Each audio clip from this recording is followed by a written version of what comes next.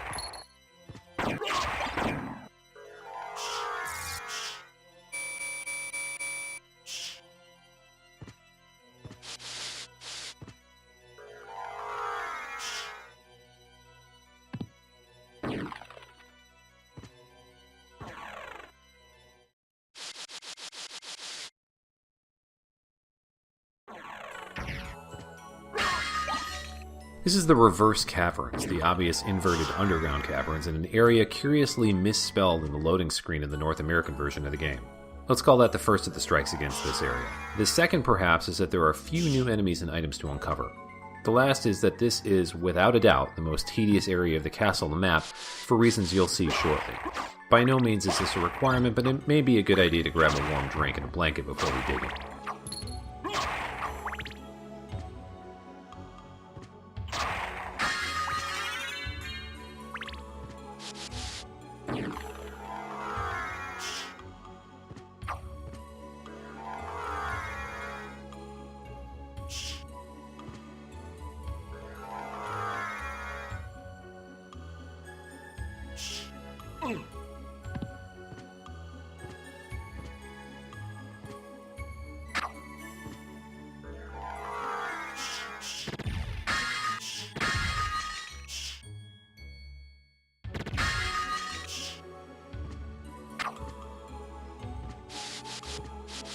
For the spatially aware, this room is where Alucard encountered the nightmare scenario in the first castle. What makes it interesting now, though, is that there are some peanuts on the floor that will respawn whenever the room is exited and re-entered for unlimited food. We could run in and out ad nauseum to grab some, but I think that might bore you.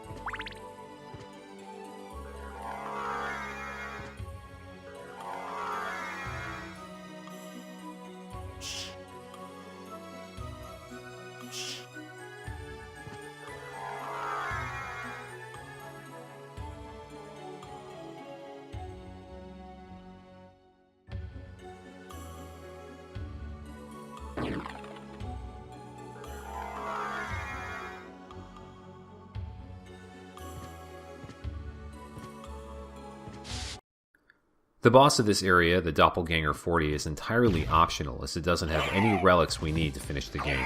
It can still be a fun fight though, as it is vulnerable to a wide array of status effects including poison, curse, and even petrification using the Medusa shield.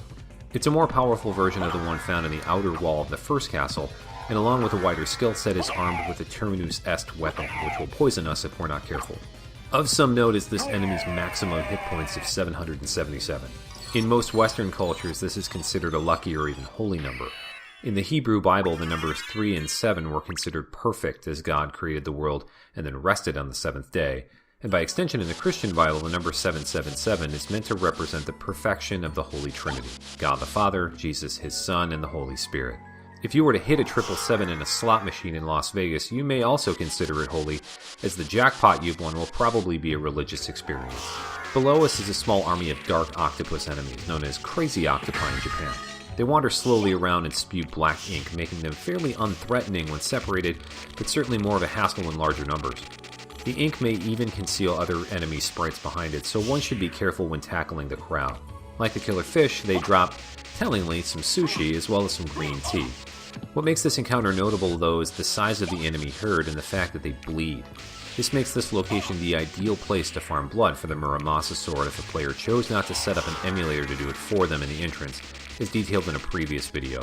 It can still take several hours that you'll never get back to fully enhance the weapon. But when loaded out with a bloodstone, the blood cloak, and the knife sub-weapon, Alucard can toss weak knives at the monster to shower blood all over himself for Muramasa levels, while the necklace and cloak will keep him alive and stocked in hearts to attack. By using items like the duplicator to lower his intelligence stat, the knives will do even less damage, thereby generating more blood with fewer trips in and out of the area to respawn the enemies. You're about to see in this video though that none of this is necessary to topple the game. The Doppelganger and Octopi were basically guarding the Dark Blade weapon. It has no special attack, and even though the name implies it, doesn't even have Dark Elemental affinity attached to it. It's simply a one-handed sword with plus 35 attack and plus 2 to defense. Its in-game description reads that it's a sword forged by elves, which makes sense given its name in the Japanese version, Glamdring. This is one of the rare Tolkien references that was in the original version but not translated over for some reason, as Glamdring, also known as both Beater by goblins and the Foehammer by practically everybody else, was one of the elven swords recovered from the trolls by Bilbo Baggins and the company of dwarves. The wizard Gandalf the Grey carried it thereafter. Here's where things slow down for us. As a design consideration, none of Alucard's forms can survive underwater, other than for some reason the wolf. For that alone, we can use the gravity boots to super jump as high as we can, but to map this location of the castle, liberal use of the wolf transformation is necessary to uncover this whole area, which translates into moving the camera up as high as possible. To add insult to injury, the reverse caverns are not exactly an upside-down translation of the original area either. The trench that we're working through now is larger than its counterpart in the underground caverns, which is why the complete map of the game is 200.6% and not just 200. To make things a little easier, the wolf's skill of Wolf Relic adds the ability to swim, but in practice it's faster to simply super jump and shapeshift when necessary. If you have to hit the bathroom, I suppose this wouldn't be a bad time.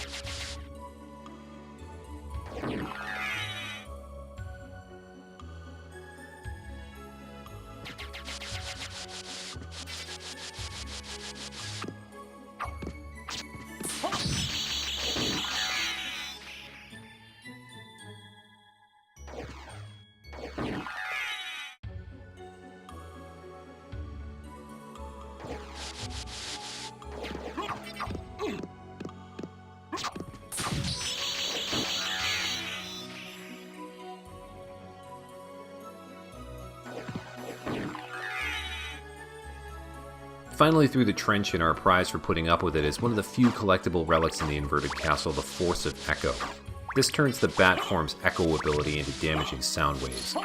While this isn't as cool as the optional extra fire blast from bat familiars that follow you, The fact that there's no recoil to the attack and its wider cone-like range make it the optimal choice for exploring new areas. Since we mapped all those already though, it's nice that we found it, but we won't make much use out of it.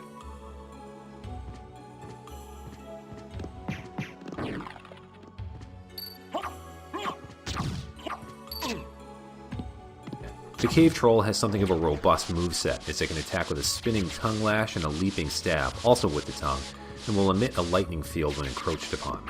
It's not really much of a threat at this point though, since we're closing in on the end of the game. In Japan, this monster is known as the Chupacabra, which translates from Spanish to goat sucker. Evidently, they actually suck out the entrails of livestock with their tongues, so the name fits after a fashion. A being of folklore up and down the Americas, the Chupacabra was supposedly spotted in Puerto Rico in the mid-1990s, after several sheep were found with puncture wounds and drained of blood. Puerto Rican comedian Silverio Perez coined the name for this farm animal butcher shortly thereafter, but the mysterious deaths of blood-drained livestock similar to this also began circulating in the media around the same time, ranging from the Dominican Republic to Russia. It drops the neutron bomb consumable and the Nalgrim, which is a necklace accessory that boosts defense by plus 15. I hope you're sitting down because the name of this item comes from Tolkien lore, and that it was also called the Necklace of the Dwarves and bore one of the Silmarils. Though laden with many gems, it supposedly sat lightly around the neck. In Japan, this item is called the Brisingamen, which is the necklace worn by the Norse goddess Freya and mentioned in the epic Beowulf in both the poetic and prose Edda.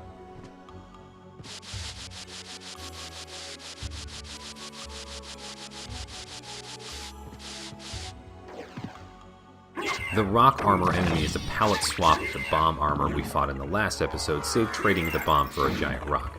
Sadly, you can't bounce the rock back to it for damage, but it can be destroyed in midair. The jewel knuckles can be farmed from this enemy if you didn't access the grated room in the outer wall, as well as the platinum mail.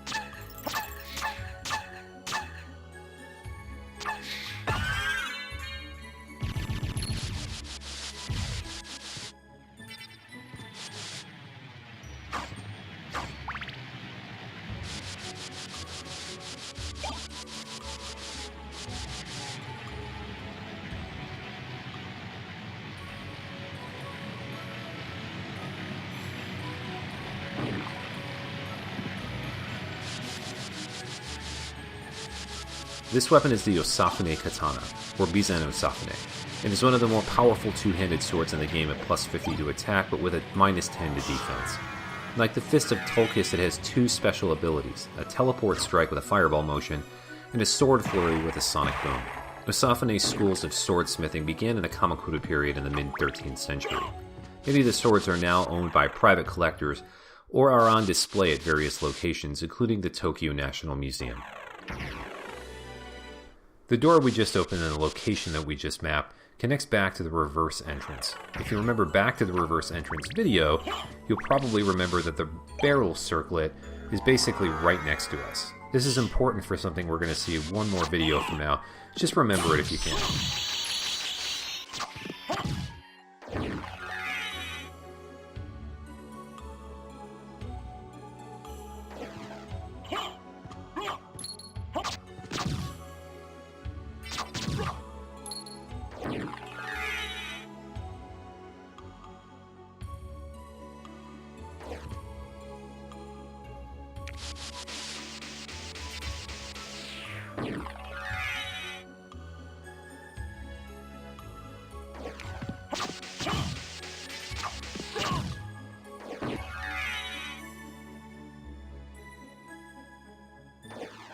This candle holds a $2,000 money bag, making this perhaps the easiest place to raise cash in the game if you somehow feel above using the familiars to hustle the librarian.